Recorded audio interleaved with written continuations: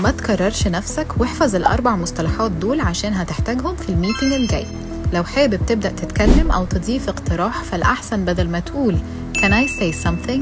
You can say May I add a point? May I add a point?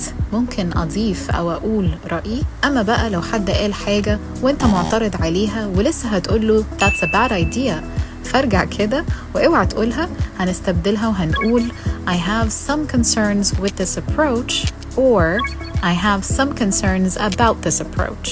أنا عندي شوية مخاوف من الناحية دي. وهو برضو ما تعملش عداوات في الميتنج. استبدل I think ب in my opinion. In my opinion يعني أنا من رأيي.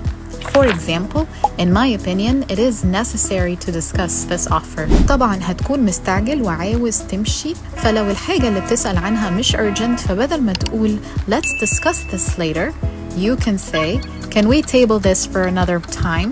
Can we table this for another time? هتبين اهتمامك بالمناقشة وإنك حابب توفر لها وقت أكبر.